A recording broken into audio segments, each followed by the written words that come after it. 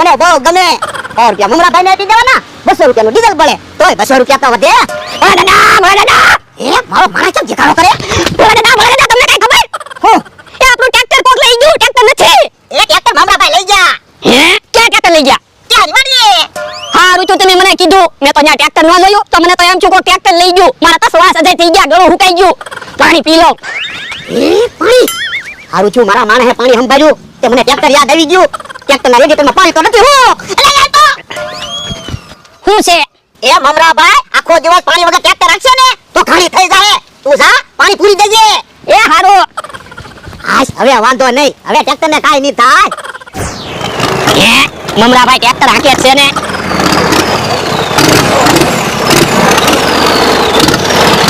મમરાભાઈ tractor ઊભું રાખો કેમ લો પાણીપુરી ખાઓ કેમ પાણીપુરી લેવો એ ભોળા દાદાએ પાણીપુરી દેવાનું કીધું આટલી પાણીપુરી થોડું ધરાવાય આ ઈ હાસો પાણીપુરી ખાજે ધરાવાય ને પણ ભોળા દાદાએ કીધું એ બોલો મારે હું પૂછા ટ્રેક્ટર રાખવાનું ક્યાં ખોટો લવાય ને પણ હું થોડો શેઠ છું ભોળા દાદા શેઠ છે એ બધું તમારે એને કહેવાનું હોય પણ મારે ભોળા દાદાને વાત થઈ ગઈ મને કે તમને એક કઈ ખાવાનું આપીશ અને 100 રૂપિયા આપીશ પણ ભોળા દાદાએ મને એમ કીધું મમરાભાઈ પાણી વગર આખો દિવસ ટ્રેક્ટર હાંકીએ તો ઘાણી થઈ જાહે તો પાણી પૂરી દીવાય એ હારું તો શાક રોટલા બનાવી રાખજો એ હારું શાક રોટલા બનાવી રાખજો પાણી પૂરી ખાઓ એ હારું એટલે પાણી પૂરી ખાઈ પછી ઘડી ટ્રેક્ટર હાકું પછી ખાવા જાવ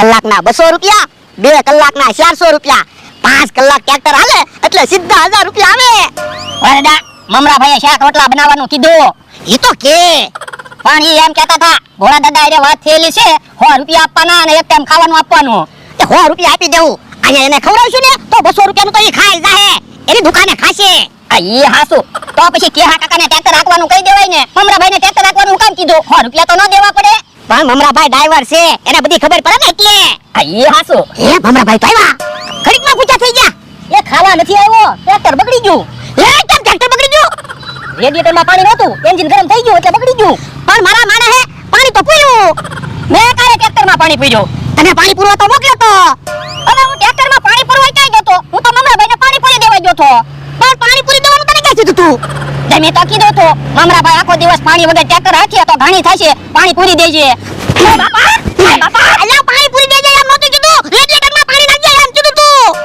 રેડિએટરમાં પાણી નાખજે એવું તમે બોલ્યા જ નહોતા હો તમે એમ જ કીધું તું કે મમરાભાઈ આખો દિવસ પાણી વગર ટ્રેક્ટર હાંકીએ તો ઘાણી થશે પાણી પૂરી દેજે લો બોલો કેવો માણસ છે રેડિએટરમાં પાણી નાખજે એમ કીધું તો મમરાભાઈને પાણી પૂરી દઈને આવ્યો તો બસ તમે હરકું કહેતા હોય તો હે બાપા હજી પાછો મારી આમું બોલે વરદા ઈ ક્યાં ટ્રેક્ટરનો ડ્રાઈવર છે તેને ખબર પડે આ બાજુ જાય તો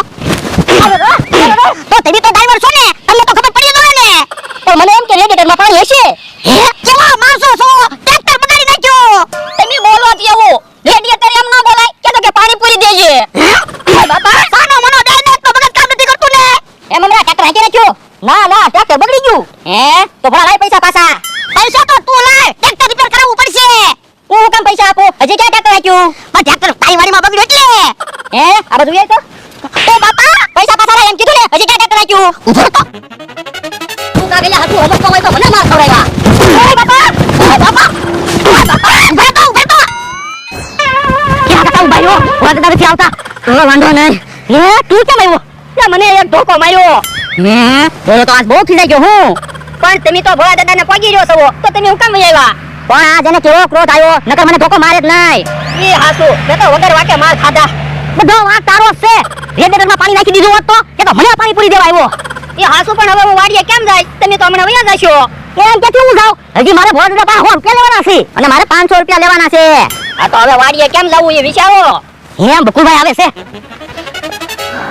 હે કેમ તૂટેલી પાર્ટી બધી અહીંયા ઉભી એ માર ખાઈ ઊભા કેમ એ ભોળા દાદાનું ટ્રેક્ટર બગડી ગયું ને તે અમને ઘીબા બહુ ક્રોધમાં છે કે હા કાકાને ધોકો આંટી ગયા તો પણ હાલો ને ક્રોધ શાંત કરવી પણ એમ તો કેમ ક્રોધ શાંત કરશું તમારી આરે વાંધો છે ભોળા દાદાને મારી આરે ક્યાં વાંધો છે પણ ઈ ધોકો લઈને ઊભા ને કેમ જાવું ધોકો લઈને ઊભા ને હમણાં તું જો નાના છોકરા જેમ રોવા માંડે કે નહીં હે તો વાંધો નહીં તો તમે હંતાઈને ઊભા રહેજો હું હાથ પાડું ને પછી આવજો એ હારું ભોળા દાદા શાંત થઈ જાય તો હારું તો હું હાલો તો હંતાઈને જોવી એ હારો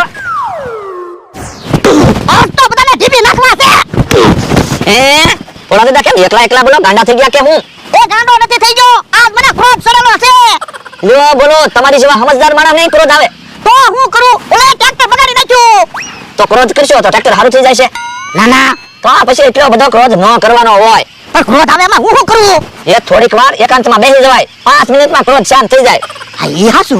તો આ પછી ક્રોધ છે ને એ વિનાશનું મૂળ છે. હા ઈ હાસુ. ક્રોધમાં જે નિર્ણય લ્યો ને એ નુકસાનકારક જ હોય. હા ઈ હાસુ. તો આ પછી હસતા રહ્યો ને હું હારે આવવાનું. હે? ઓ બાપા પણ સોટલે હું કામ ભરે? એ જોઉં છું હવે ક્રોધ આવે કે નહીં એમ. હે? હવે ક્રોધ ન આવે હો. હવે મને સમજાઈ ગયો. તમને કોની ઉપર બહુ ક્રોધ આવતો હતો? એ ક્યાં ઉપર? હવે ક્યાં કાકા સામે આવ્યા હોય તો? હે? હવે ક્યાં સામે આવે તો હવે ક્રોધ ન આવે હો. હવે તો એને ભેટી જાઓ. ક્યાં કાકા અહીંયા આવો તો? એમ ક્રોધ શાંત થઈ જાવ જોવે. શું છે? ઓય બાપા. હે જો બોલો ક્યાં કાકાને તમે ધીબી નાખ્યા. પણ ક્યાં મને ધોલું મારી દીધું ને એમાં ક્રોધ આવી ગયો. ભમરાભાઈ સામે આવ્યા હોય તો? હે? તો ક્રોધ ન આવે હો. મમરાભાઈને તો મારે પૈસા દેવાના છે. ક્રોધ ક્યાંથી આવે? ભમરાભાઈ અહીંયા આવો તો? હું છે બટુભાઈ? ઓય બાપા. જો બોલો કહેતા હતા ને ક્રોધ નહીં આવે. એ એને ટ્રેક્ટર બગાડી નાખ્યું ને એટલે ક્રોધ આવ્યો. હવે ક્રોધ ન આવે હો. તમારો માણસ સામે આવ્યો હોય તો? તો થોડો ક્રોધ આવે. અમારે બેને તો હારે રહેવાનું છે. અહીંયા ચાલ્યા. હો. ઓય બાપા. જો બોલો તમે તો હમણાં એમ કહેતા હતા કે હવે ક્રોધ નહીં આવે. પણ એલા ક્રોધ નથી આવતો. પણ એના જીભમાં પડે નકર ઈ રોજ મને હેરાન કરે.